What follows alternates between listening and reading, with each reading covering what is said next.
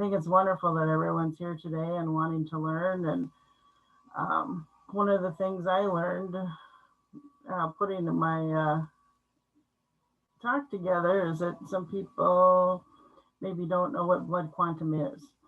So, overall, we're going to go through some history, and it's going to seem like maybe I'm wandering off, but it all ties in together. It ties into governance, it ties into who we are as a community, how we view ourselves, how we define ourselves as Native people. So, the first thing we'll talk about is just kind of a basic definition. It's a mathematical equation created by the federal government as a means to measure Indianness, how much Native you are. And that's, in a racial way. So that's kind of how a lot of people are seeing it these days, that blood quantum is kind of a racial term. It came into being, really since the beginning, since treaty days, right? And the idea was we need to identify who they are, and they kind of got into people's pedigree, their family. And the idea, I think, was, once the Indians kind of breed themselves out of existence, now the federal government won't have to uphold those obligations anymore.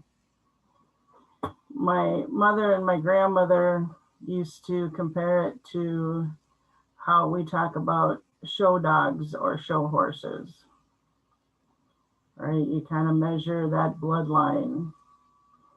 And one of the things, no other race or cultural group sort of does that sort of math and doesn't have to prove it in a legal way, right? So we are kind of, you may say and kind of do the math of your own personal history, but it isn't something that really affects you on a legal level or something that the government has imposed.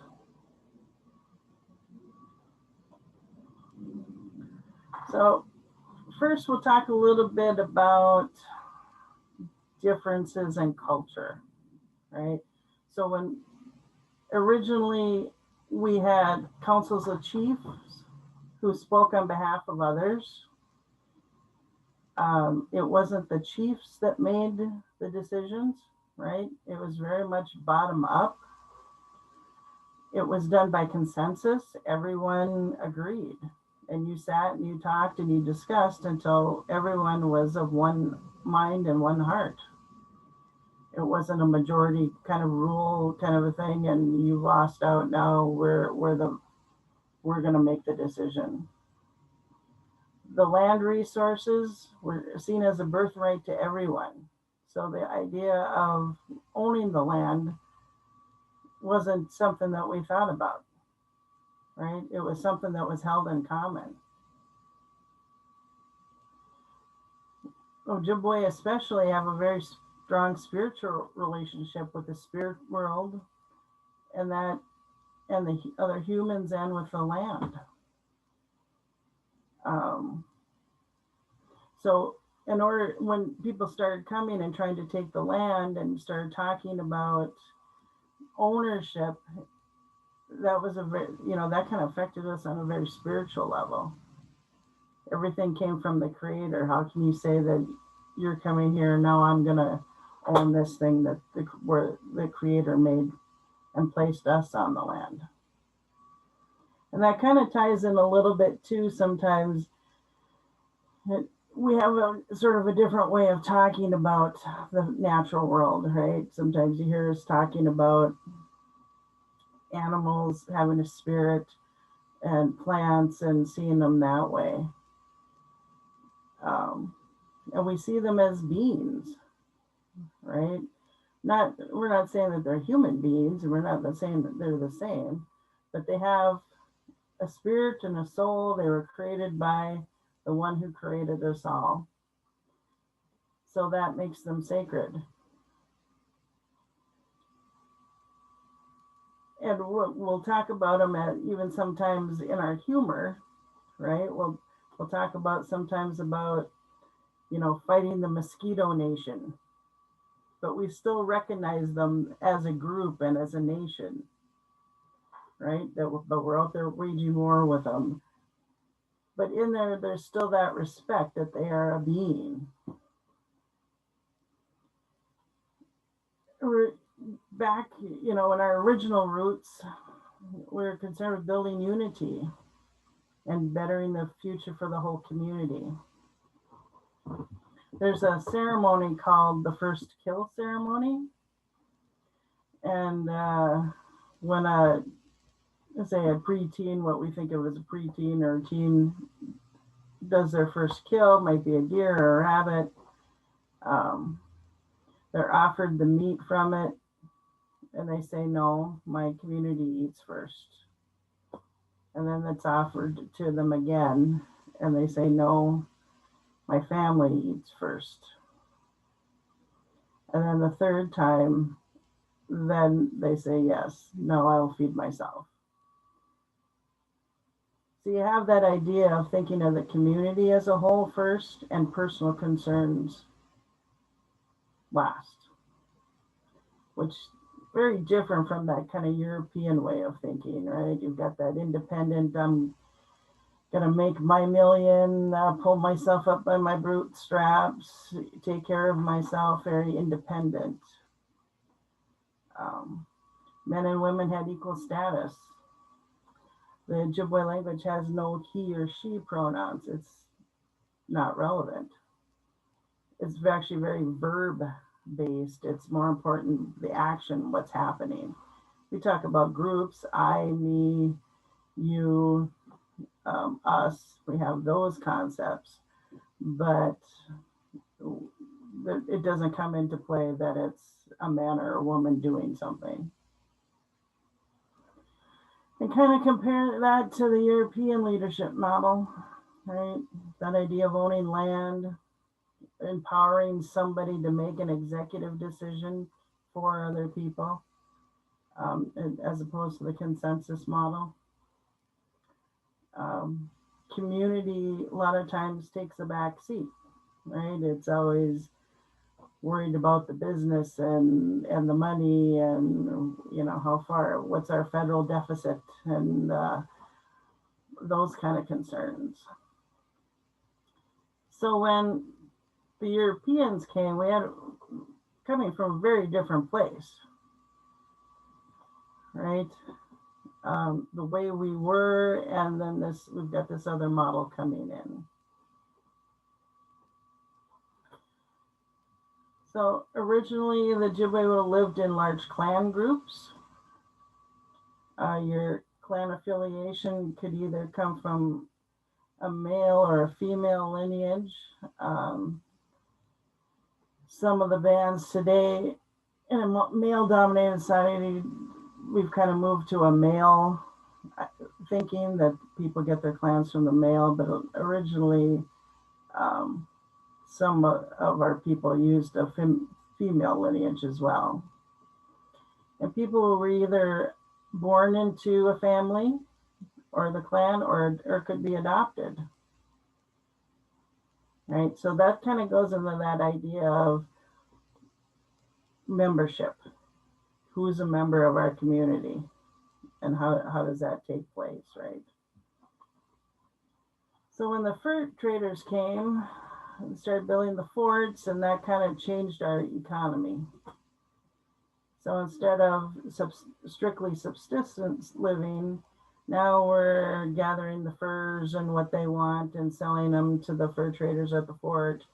And there's that idea of bartering or trading. So the Ojibwe started living closer to those forts, right? And it's going to be people that are actively involved in that, want to be involved in that economic trade. So maybe older family members, aren't doing that, or maybe some don't believe that. They don't want to be a part of that. So they kind of break out of those clan groups and it kind of starts changing. So some of the first people, at least in our area, were the French, and they actually intermingled with us. They weren't here to colonize. They weren't here to change our culture. They wanted the furs, and the fur trade. It was just that strictly that economic thing. They did marry into a lot of families. There were some advantages to having an Ojibwe wife. Now you've got extended family. You've got some more resources. You can maybe get more people to sell you their furs, right? But they actually took on the Ojibwe way of living. They became part of Ojibwe families. They didn't try to turn everybody into French people, okay, and bring their. Now with them, yeah, the missionaries came, the black robes, right? So a little bit so that did come in with it. So now you get kind of that clash in spiritualness. So we even at that point, that's when they had to start making, accommodations for having a non-native father. So that's kind of where the Eagle clan came in. Um, these days, a lot of times you can go to a spiritual advisor and ask them to ask the spirits for to find your clan. And it's my understanding that this one of the clan animals will adopt you into the clan at that point.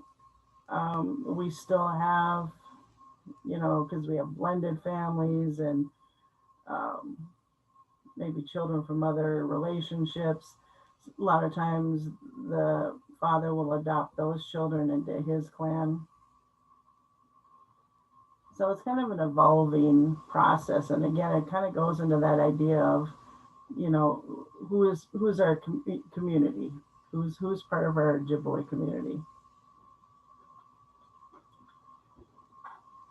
So the treaty era, after the French, now we started getting the British, and we got some Scottish, and we've got a bunch of um, Norwegians, and everybody's coming in.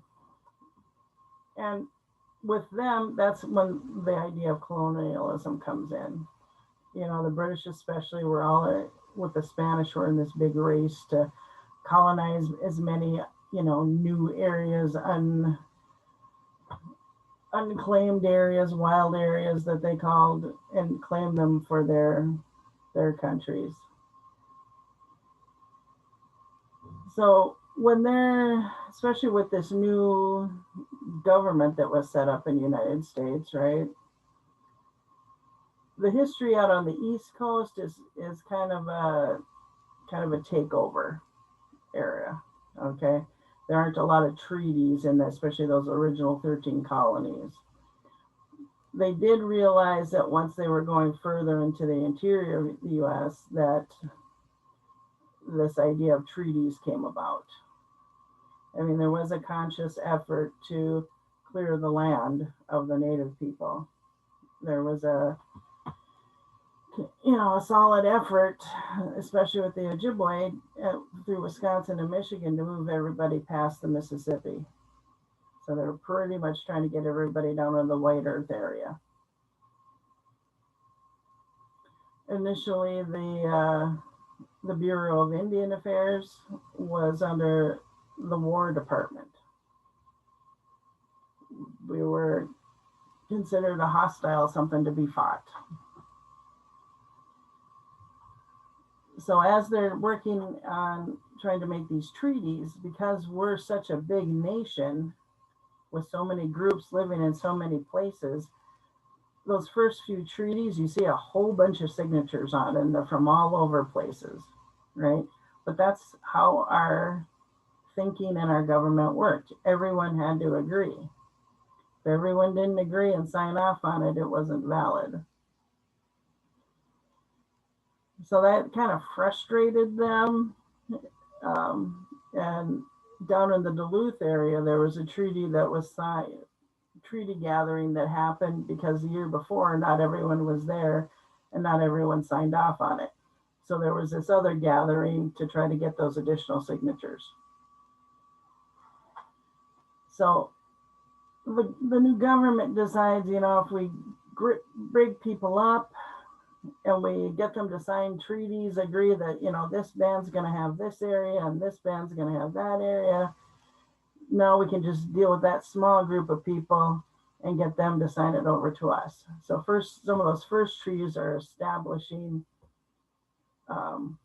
ownership of lands so that they can then be treated over to the United States.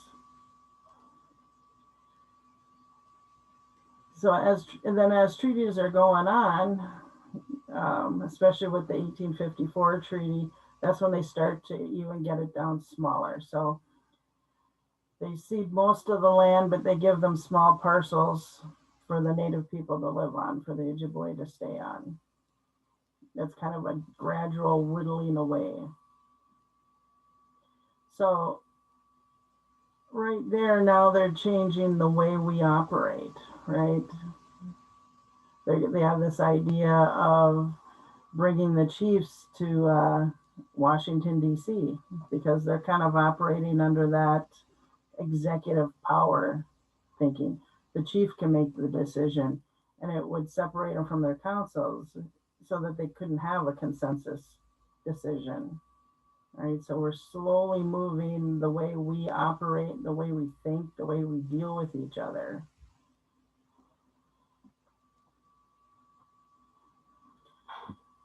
So we'll do a little fast forwarding. There's a organization, right? It's called the Minnesota Chippewa Tribe. It sounds like it's a tribe in itself. This is kind of a contentious point that we've been debating in our talks with forming a new constitution. So created by the government in 1934, and that's part of that idea of combining, because first they separate us out into bands, and now they don't want to have to deal with each of even those little ones, so now they're going to kind of bring us into a bigger group again. There was a constitution. It was written by the Bureau of Indian Affairs, which now is a separate part of the Department of Interior in the federal government. It comprises the Bois Forte, Grand Portage, Fond du Lac, Leech Lake, White Earth, and Mille Lacs bands. Today, that amounts to about 41,000 members. Today, it's kind of a unified leadership. So members from the band's tribal councils serve on an executive committee, and they run the business of that Minnesota Chippewa tribe. So they come together and to promote or protect kind of those common interests that they have within those bands. The Constitution governs how elections are run. They're all MCT elections to elect tribal council members. So today, tribal bands have elected leadership, very similar to, any city government, right? Everyone votes. And originally, membership to be part of any band was lineal descent. Okay, so you didn't have to prove a certain percentage, but it only governs these bands only, right? And it's in common. Everyone had the same definition of membership.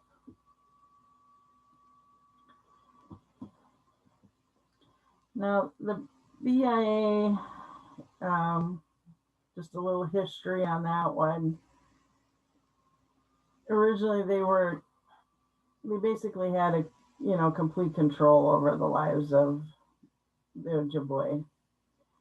They could make rules about religious, cultural activities. There was really that idea of assimilation was there. Eventually, religious practices would be outlawed. They controlled the money coming from the government, because by now we've really moved away from our hunting, fishing, and gathering, and we're dependent on annuity payments and eventually federal funding. A lot of times there's stories about, you get that boarding school era coming in early on. If parents didn't send their kids to boarding school, or if they didn't send them back after a break, they would not give them their food rations for the family or their money. So they really had, or if they saw them, some family doing religious practices or a community, they would shut down on their food distribution then as well.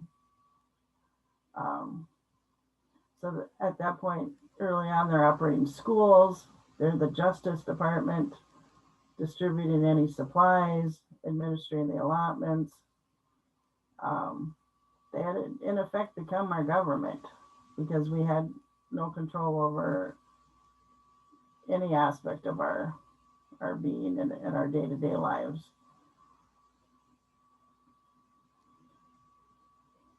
So the Indian Reorganization Act, okay, and that was an act enacted by the federal government, and it was an attempt to kind of shift that power back to the Native people, which is a good thing.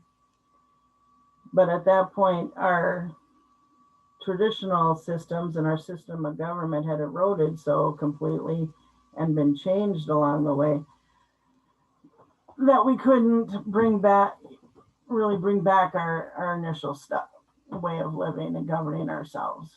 So we took on that constitution written by the federal government, and we started operating from that point and using that structure. So that's when we start doing, the popular vote, and electing, you get small tribal councils starting up again. I remember in Grand Portage, my uncle, served on some of them in the late 60s and early 70s. And these were men that had day jobs. They just, they met in the evening for an hour or two, and they got a little stipend, and that was about it. Back then there wasn't, kind of the big industries that we have, or that was before casinos or hotels or anything like that. So that's kind of, it was just kind of, like maybe a small town council idea.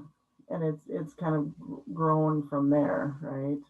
And they were very isolated. It was really just what was ever happening on their reservation. And by then we have people living off reservation, and it's really just kind of focused in on that little local community. But with taking on that European model, instead of maybe thinking in terms of the community, we were just kind of fighting for survival for a long time. And some reservations across the country are still in that mode. They're still just trying to provide basic utilities, and some of them lack water still. We're a little more fortunate in this area. We've kind of, with the casinos and federal funding, and as people have educated themselves, and we're just taking more and more control and learning more about how to build our community.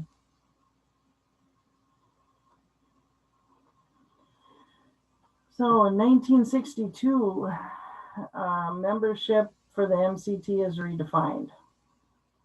At that point, that's where the 1/4 mathematical equation comes in. Before that, you didn't have to be a quarter. You could be any amount. You just had to prove lineage.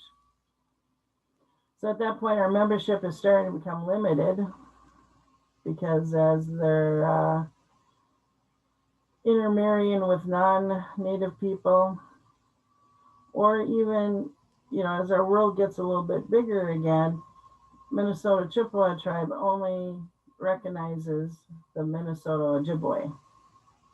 All right, so First Nation, no. Wisconsin, who are also Ojibwe, we don't recognize that blood. So it really starts to affect our numbers. And now we've got people that can't be enrolled, and they're feeling ostracized and kind of feeling like they're losing their identity, that they don't belong, that somehow they aren't good enough. That in 1962, they decided to use the 1941 base roll. The US Census used to go through and do the Indian rolls, right? They'd go through and they'd get everybody's name and they'd write down how much Indian they were. And, there's kind of varying different information on there about, birth dates or sometimes occupations, depending on what year we're looking at.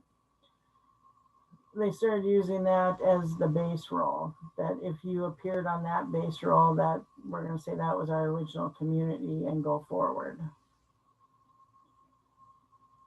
But obviously, there's going to be errors in it. 1941, you're still just looking at people living on reservation, because they only went through the reservations. I don't, by then, it's certainly conceivable people were starting to live off reservation, so they're not even going to appear on there. So it's got some issues, and like I said, our numbers are starting to drop. And at this point, we're some of our smaller bands, Grand Portage, Boys Fort, we're an endangered species. We've had some actuarial studies done and, kind of projecting about where we'll be in 10, 15, 20 years. And, the numbers get dangerously low. At some point, we will be gone from existence.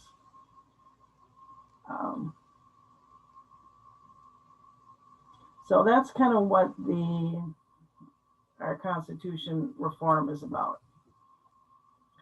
So Constitution reform has been a topic that's been happening for years, right? Years and years and years. Everyone's known that there needs to be some kind of change. Not everyone could agree. This latest round, we've been working about 2 years, meeting monthly. We have delegates from each of the MCT bands. We do work under a consensus guideline and include culture in our meetings. We start with prayers. We actually end with a round dance. We have a spiritual advisor come in and talk to us and kind of guide us what we should be thinking about, reminding us of our traditional values. So part of it is kind of the legal stuff. Are we going to accept blood from Wisconsin, Michigan, First Nation? How are we going to define our community again? But also, how should our government be structured? How are we going to govern ourselves?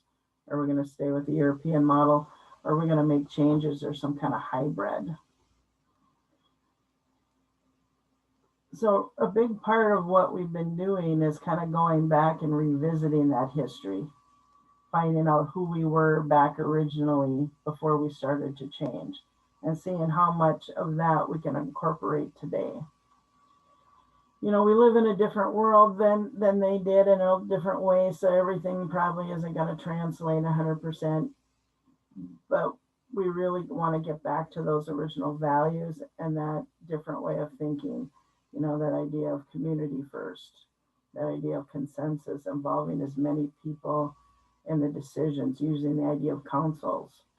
There used to be elders councils and women's councils and youth councils, and you'd have representatives on all those, trying to figure out how does, the idea of having a clan fit into this. So our The way our group is thinking right now is looking at the elimination of blood quantum, right? That had something that had come in fairly recently. You know, it's not something that was ever part of our original way of thinking, you know, how we defined who we are, who was part of our community. So kind of well, sorry.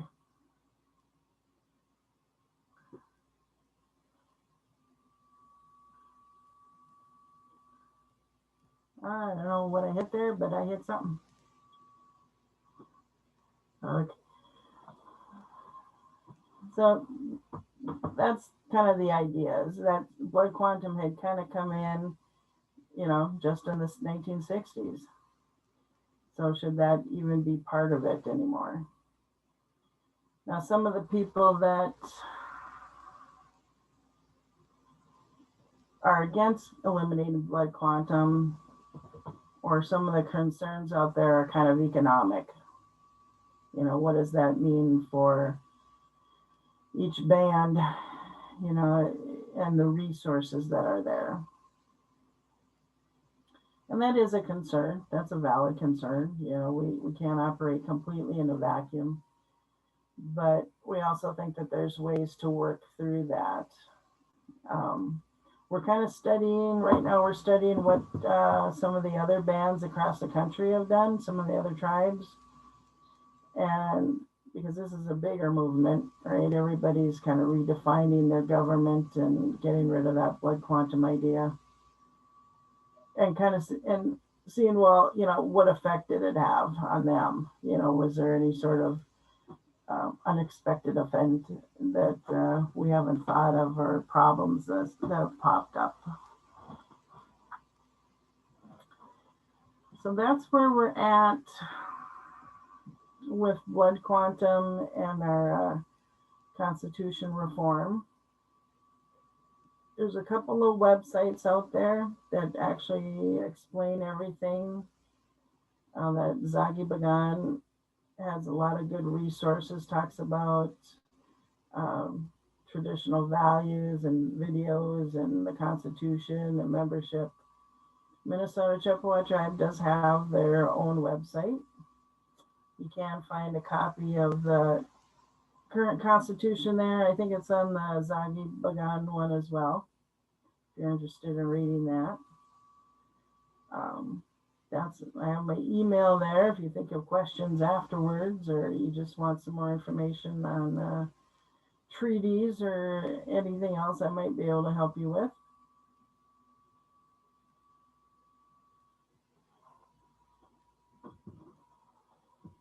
Thank you, Michelle, for such great information. I'm excited to see what questions people have, or if there's things that they're just wanting more clarity on.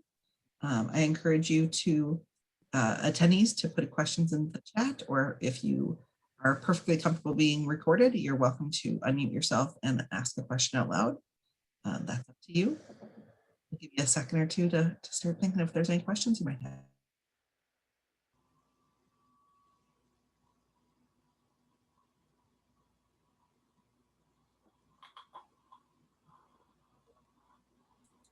Somebody shared in the chat another resource about the blood quantum requirements and the scenarios regarding the population. Anything that's in the chat or any resources that get mentioned, I will send out in a follow-up email. So don't be worrying about copying them all down. I know that can be stressful.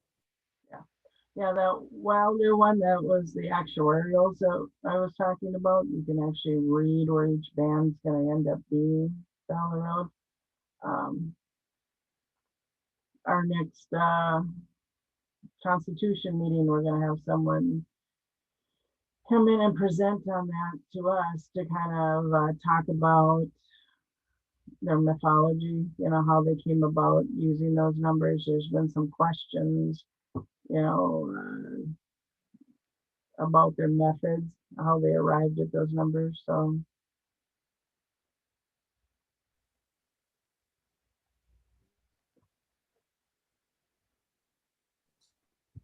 just knowing, following along chat that's been out there out in the community, I know that there's been some mentions about impact onto the treaties if the blood quantum is no longer. Could you speak to that for a second, if there's any impact to the treaty agreements? To the treaty agreements themselves, no. Those are nation to nation documents. Right? Those are agreements made between the federal government and the whatever native people are the signatories. So those would actually have to be, any changes there have to happen up on the federal level. Right. And then we have a question in the chat. Are you able to talk about the ideas that might be used to redefine tribal membership with MCT bands? So what ideas they're thinking of using if they aren't using blood quantum? Well, right now, yeah, like I said, our group is looking at eliminating blood quantum. Now, all of these ideas would have to be presented to that 41,000 people, right, before they take effect. We can only bring forward ideas and get them out on a ballot for people to vote on. So eliminating that blood quantum, but also looking at putting the ideas of membership down at the band level. So Grand Portage would make their own decisions, Leech Lake, Bois Forte, everyone would say this is how we define membership. So that puts it down a little more locally. Part of the reason for that thinking is because like White Earth and Mille Lacs, who are very large, are very different than Grand Portage and Bois Forte are very small. We just have different ideas and needs and what's best for our community. In the chat, there's another comment question. Red Lake has recently addressed blood quantum and has initiated a phase change to blood quantum. Is this something MCT is looking at? So initiated a phase change, I guess. Yeah, a lot of any changes that any band would want to come up with, because the other one too is to just start accepting all Ojibwe blood, right? So we could bring in that Wisconsin blood and that First Nation blood.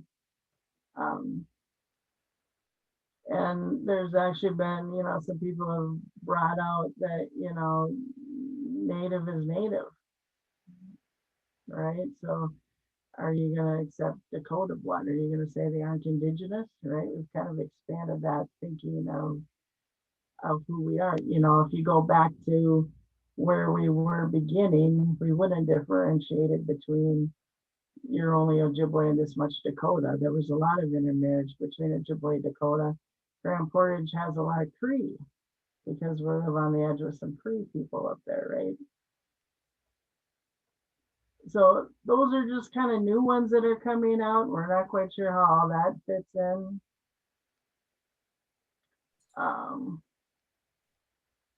Before the phasing in, that's kind of been, that would be up to each band. And that's kind of where we put it out there and kind of reminded our delegations that you don't have to go from 0 to 200 all at once. You can phase in certain years. You can, just to kind of be mindful of that potential economic impact. Right. So once you can make your own rules, you can say we're going to accept this decade, this 10 years, this 5 years, and just kind of slowly bring them in. Or, you can come up with residency requirements, right? You have to be a resident on res for so many years before you start receiving benefits or something, right? There's a lot of options out there.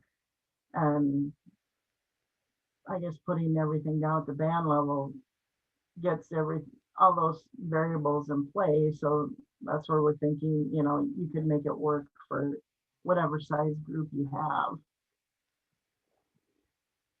Yeah, there's this requirement in our current constitution that we have to have a certain percentage participate to pass anything. right? So we're actually looking at, and that's part of what's defined as a secretarial election, right? Because it's still under the Department of Interior and the BIA. So technically they have to sign off on election results. One of the big things we're looking at is removing the Secretary of Interior from the process. That we should not have to have the federal government sign off on our elections. There have been elections in the past where they've gone through this process for other issues and not gotten enough people to vote. And that is a big concern for us, that, you know, we're always, do we have to get to that number? How is that going to work? I think enrollment would be enough of a hot topic and relevant that people would vote. And I also think that, and that's part of our job too on the delegate committee, is to really do that get out the vote thing once we decide what's going to go on the ballot, what needs to be voted on or looked at. I think we have a little bit of an advantage, you know, just having the digital resources we have. You know, back in those other days, everything was, you know, some of those were in the 70s, 80s, maybe 90s, and that's, you know, that was like paper, right? You had to send people mail, and because our members are living so far off reservation and across the country, sometimes that's a little tough. But one of the good things about Facebook and all these other social media things, you know, things spread like wildfire.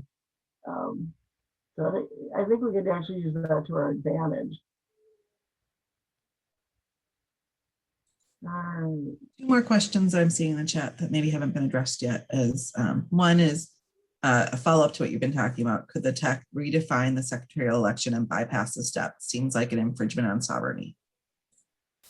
Yeah, and that's our point too, is that, so it isn't just making new membership requirements and trying to modify this constitution. We're actually looking at rewriting it. And a big part of that is expressing our sovereignty, that we don't need the federal government's oversight on it, like they tried to impose before.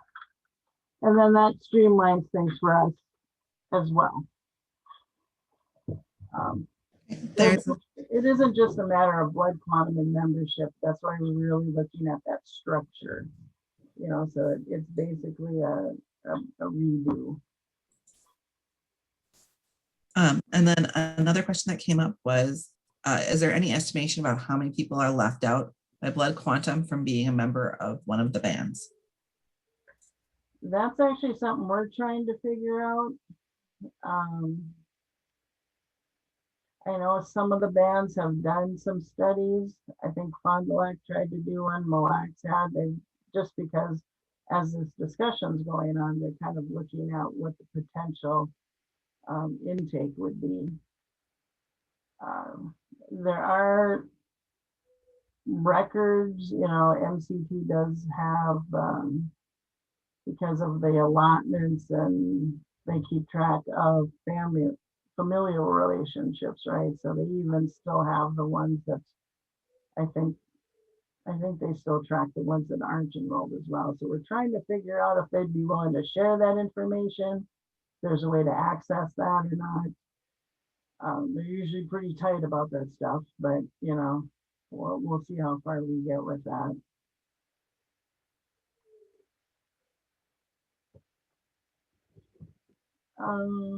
Let's see what's that. I don't know Secretary Haaland's position on federal government oversight.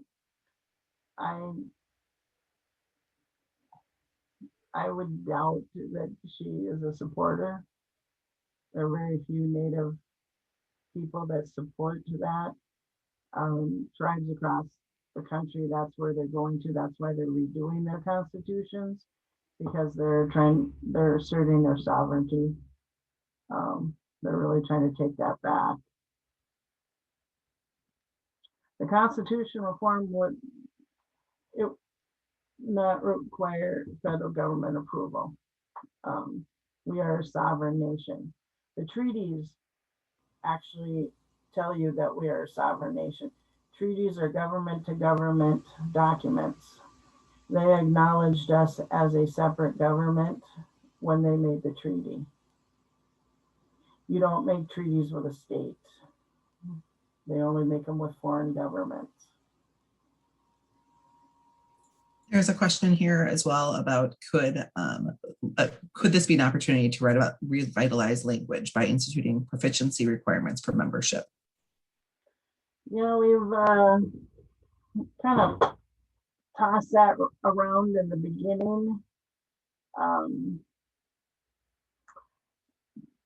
We're reluctant to go, and yeah, revitalizing language and culture. They're like, is that something that should be a part of being a member?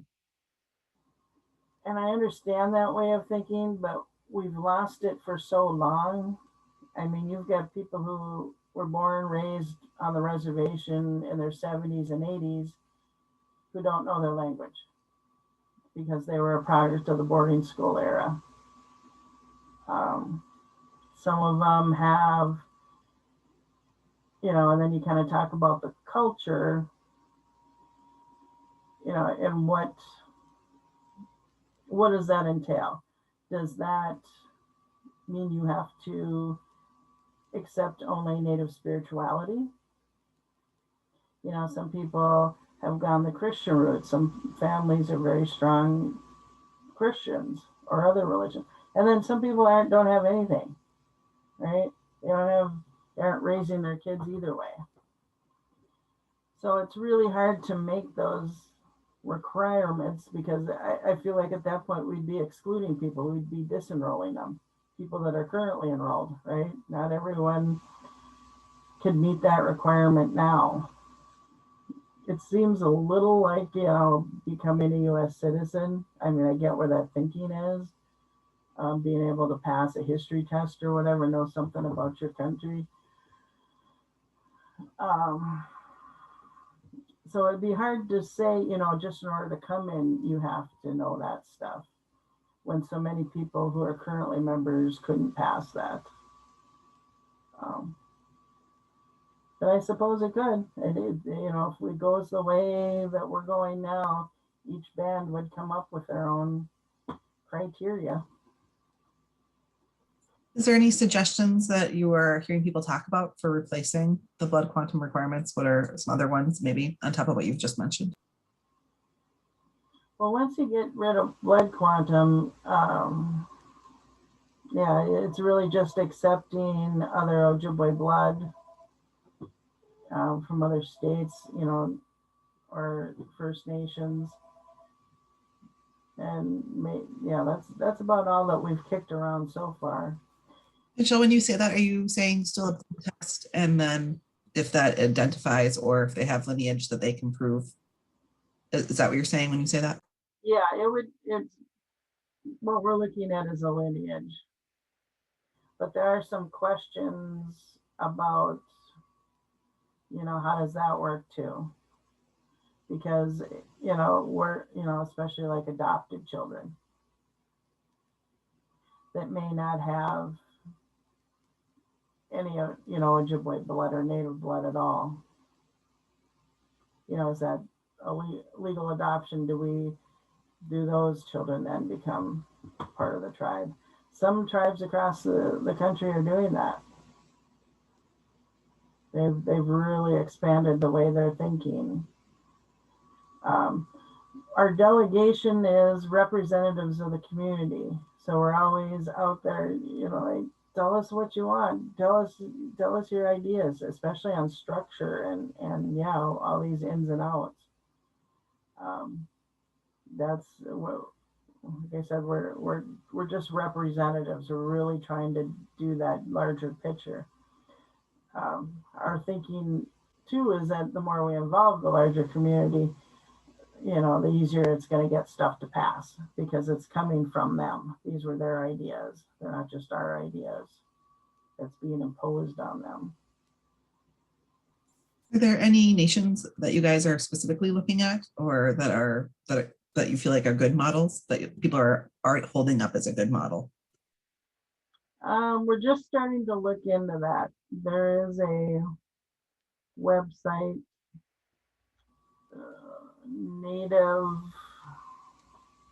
nativegov.org.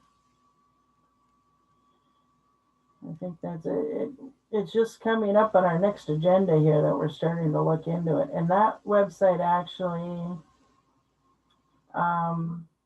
has kind of constitutions and ideas from around the country, right? So you can look and see what they're doing. So it's Native governance rebuilders. Oh, I have Native Governance Center, which is the email address that you mentioned. Yep. Is that the same or is that different? nativegov.org, and then there's like Native Nation Rebuilders on that website. Perfect. And the great thing is that they're actually located in Minneapolis, right? So nice, that's a local arm that's doing some research. So we did, we have been, looking at Red Lakes, and they just recently approved theirs and got it going. So we're kind of interested to see how that goes for them.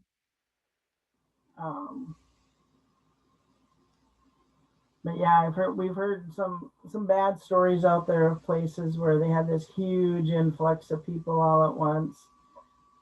Like I said, they really broadened it out, and are maybe struggling right now because everyone's looking for those economic resources.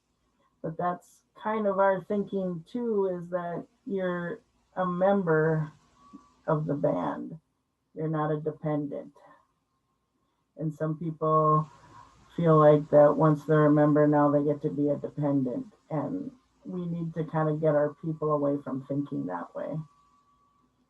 Because especially here, and I talked to a lot of people who aren't enrolled, it's like, I don't want, I'm not looking for money. I'm not, I've got a job. I've been supporting myself all these years. I'm not going to suddenly come up there and, say, take care of me. They just want that identity.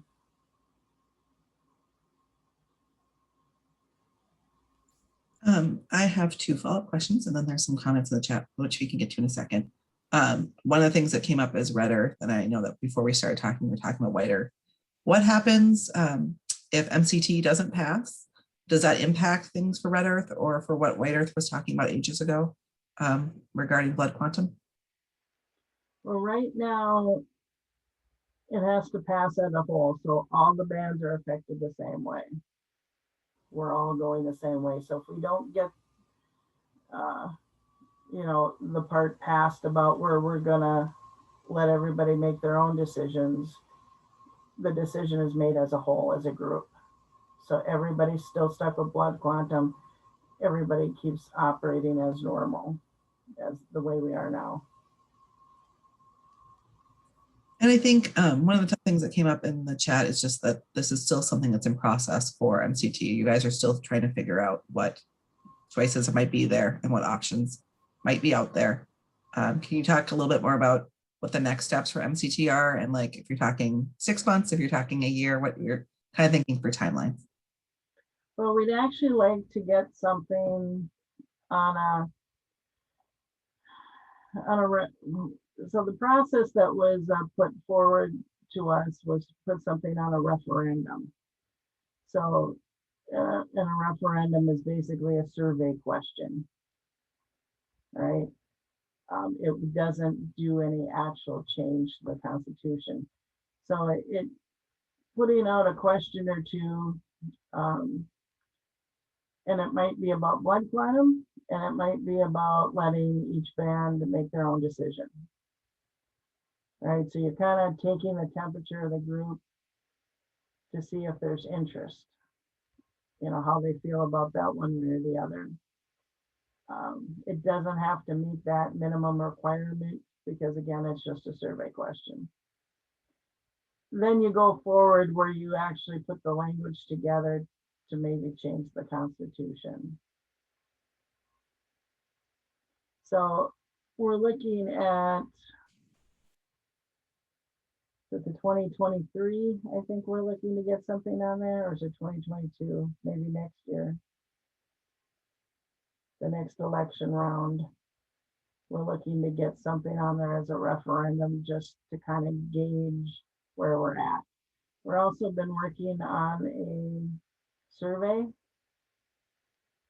to send out to that 41,000 people, right? And we're trying to ask the right questions so that we can get some direction about what they're thinking, what they'd want to see, where things should go. Tell us what direction we should go in. So we're kind of exploring the options, right? So we're kind of gathering the information in the background so that we can get a better feel for their input. And I think once we get that back, we'll have a better feel and understanding of how we go forward writing this new document. So in the chat, one of the things that came up just a second ago was talking about limiting capacity. Is there concerns about, I mean, you mentioned earlier that there's concerns about the capacity of maybe resources if there's an increased amount of people. Is there something that can be done when creating policy that might eliminate some of those concerns? Yeah, and some of the funding that tribes get is per capita. So potentially some of the money that's coming in, like for, health services and stuff, is based on number of people you serve. So if you suddenly have a big influx of people, theoretically you get more money from the federal government.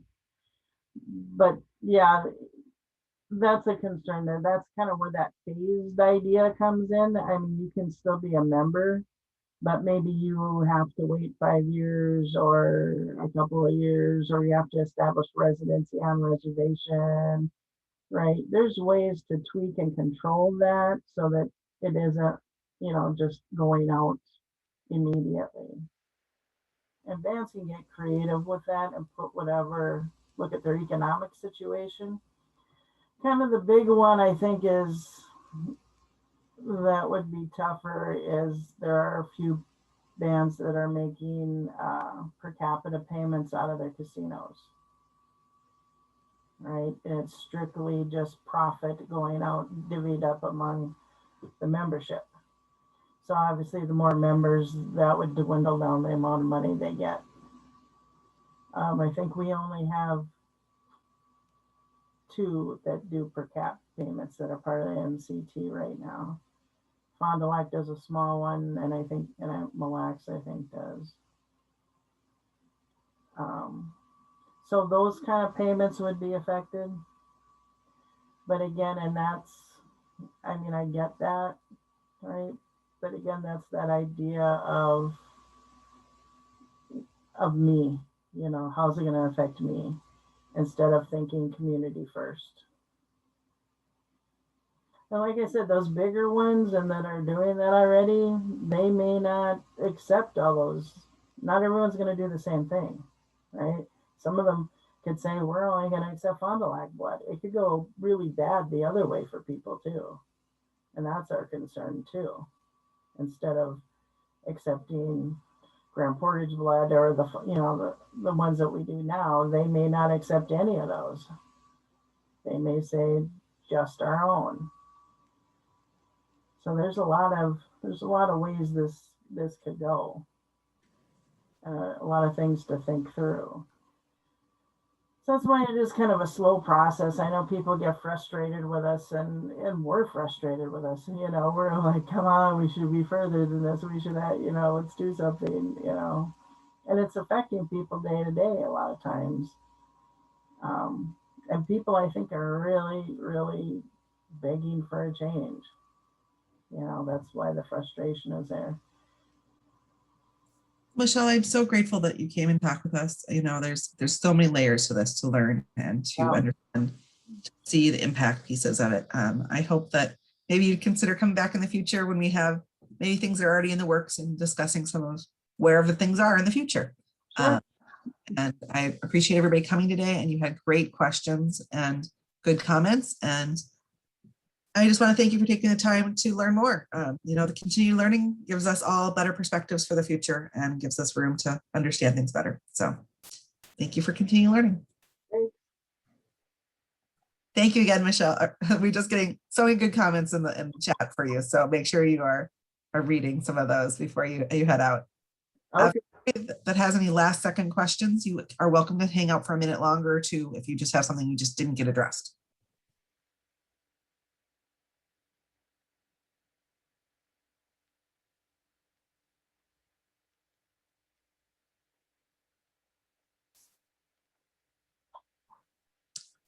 Well, the group is getting smaller, which means that we did a pretty good job getting the conversation going. Well, that's good. At least we got some questions answered. Yeah, absolutely. And it was really a very eye-opening for us, and lots of good comments saying that they have learned things that they didn't know. So what might be more common knowledge for you? There's clearly people that need to keep asking those questions and learning more. Enjoy the afternoon, everyone. It's a gorgeous one here. Hopefully it is where you are. We can all hope for more rain though, right? Oh, yeah. Thank you, Michelle. Such a pleasure. I'll be in touch.